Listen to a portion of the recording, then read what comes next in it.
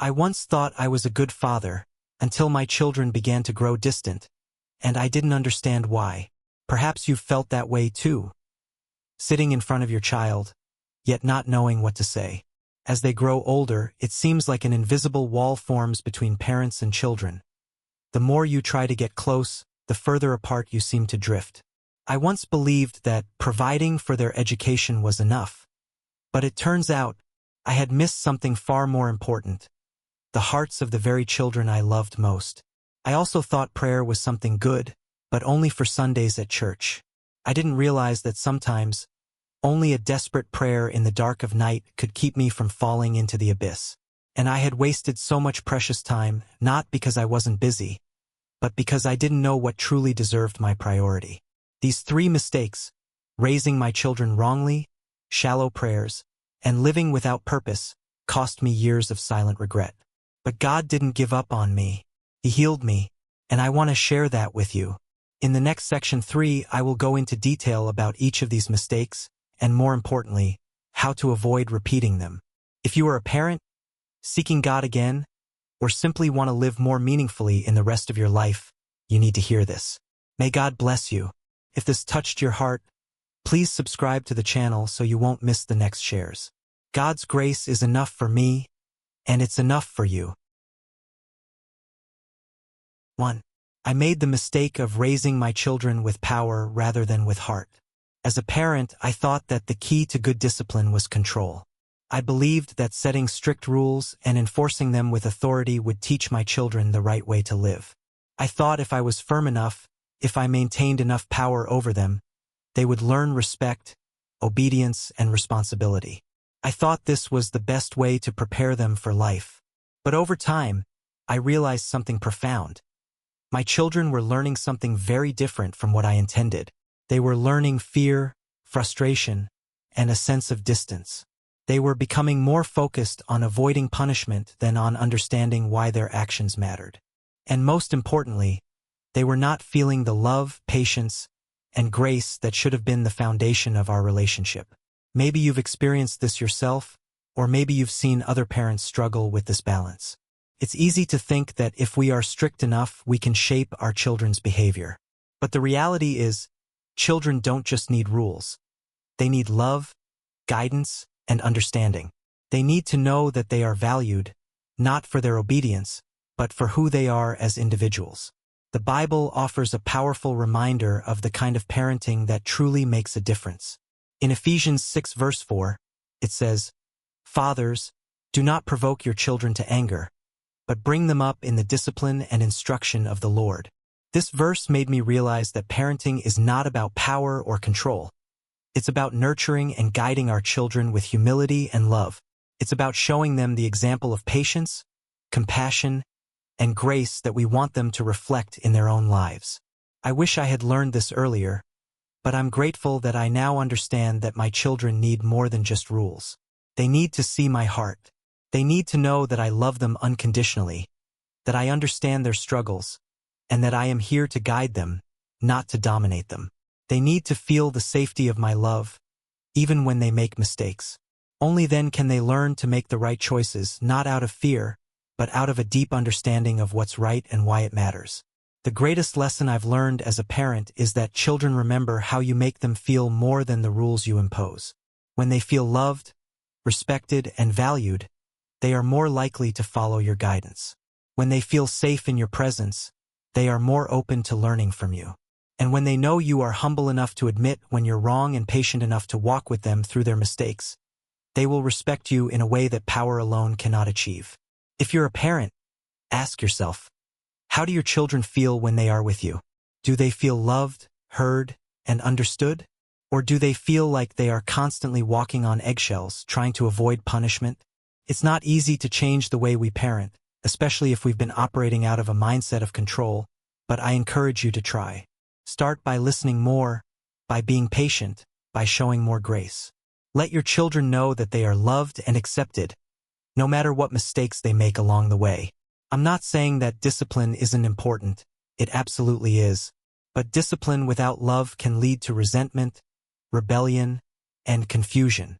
True discipline is grounded in love, and it comes from a heart that desires to guide, not to punish.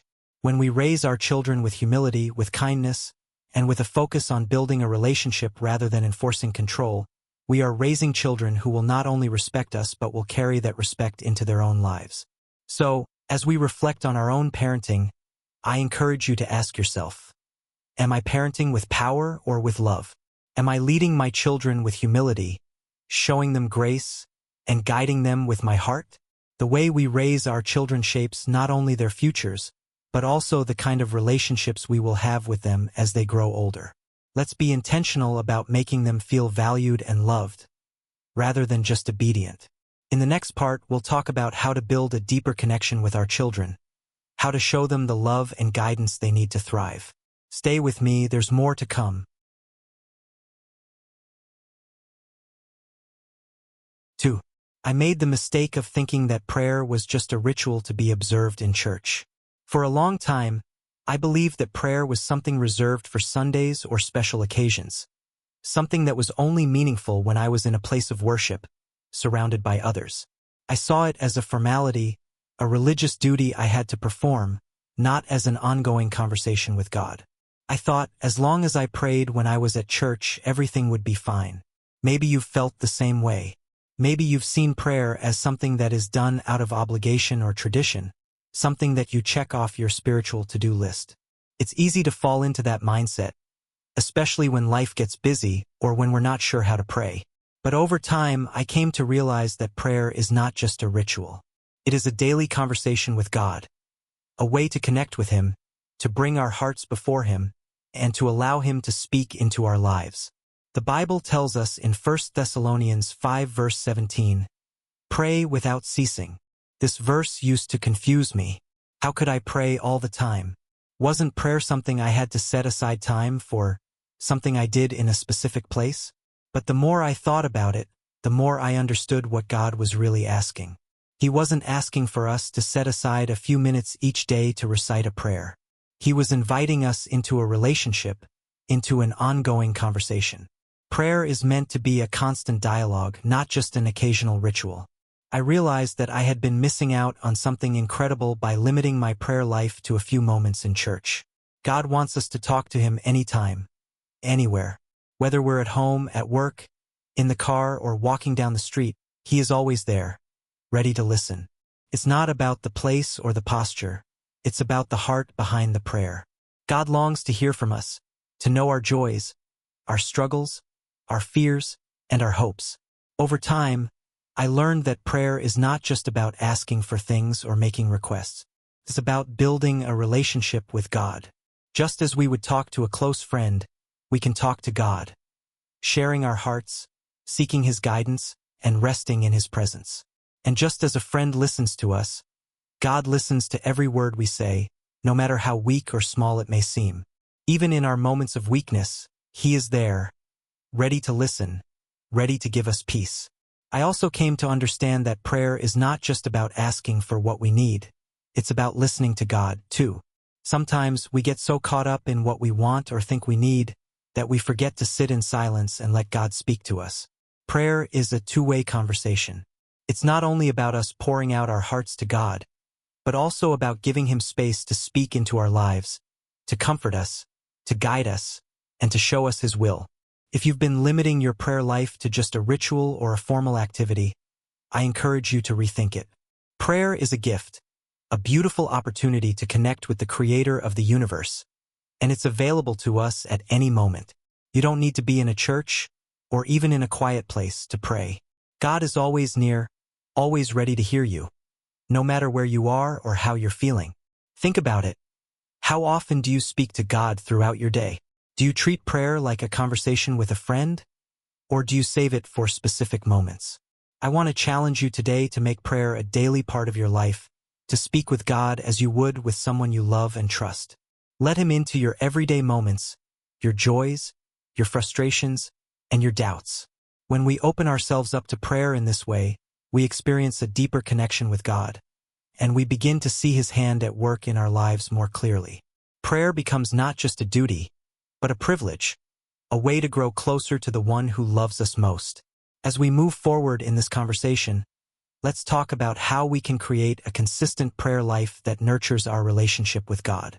In the next part, we'll explore practical ways to make prayer a natural and meaningful part of your day. Stay with me, there's more ahead.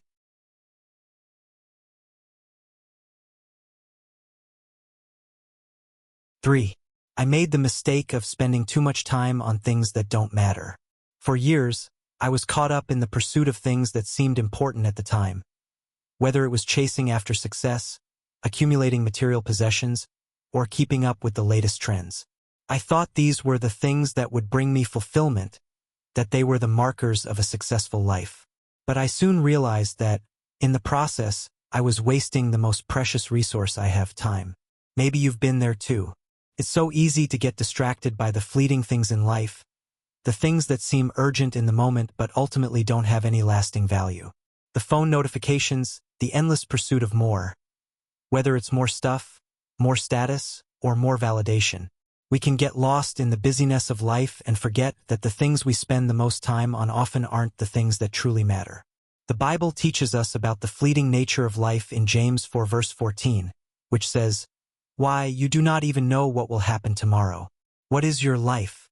You are a mist that appears for a little while and then vanishes."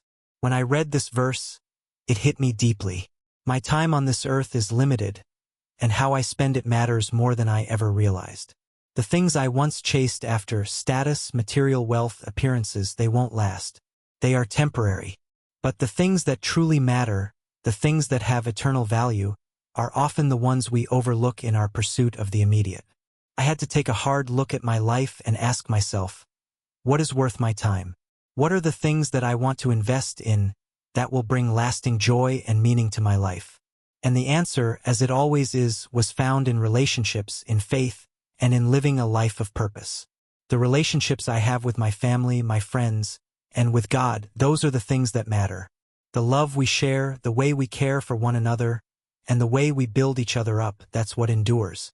I wish I had spent less time chasing after things that were here today and gone tomorrow, and more time focusing on what really matters. How much of your life have you spent on things that will eventually fade away? I'm not saying that success or possessions are inherently bad. They're not. But when we spend all our time pursuing the temporary at the expense of the eternal, we miss out on the richness of life that God intends for us. The Bible encourages us to store up treasures in heaven, where neither moth nor rust can destroy. Matthew 6 verses 19 to 20. What are we doing to invest in that which lasts? Think about it. How much time do you spend on things that bring temporary satisfaction? How much time do you spend on relationships, on your spiritual growth, and on the things that will leave a lasting impact? If you're like I was, it's easy to get distracted by the distractions of life. But I encourage you today to take a step back, to look at your priorities, and to ask yourself how you're spending your time. Are you choosing what is temporary, or are you investing in what is eternal? It's not easy to shift our focus from the temporary to the eternal. It takes intentionality. It takes setting boundaries, saying no to the things that pull us away from what truly matters. But I can tell you from experience, it is worth it. When we choose to invest our time in what truly matters, we experience a peace that the world can't offer, a joy that comes from living a life that is aligned with God's purpose for us. So today, I challenge you. How can you spend your time in ways that reflect what truly matters? What changes can you make today to focus on the eternal rather than the fleeting? Time is the one resource we can never get back, and how we use it shapes not only our lives, but the lives of those around us. In the next part, we'll talk about how to align our daily lives with the things that matter most, how to make sure we're investing in what lasts. Stay with me, there's more to explore.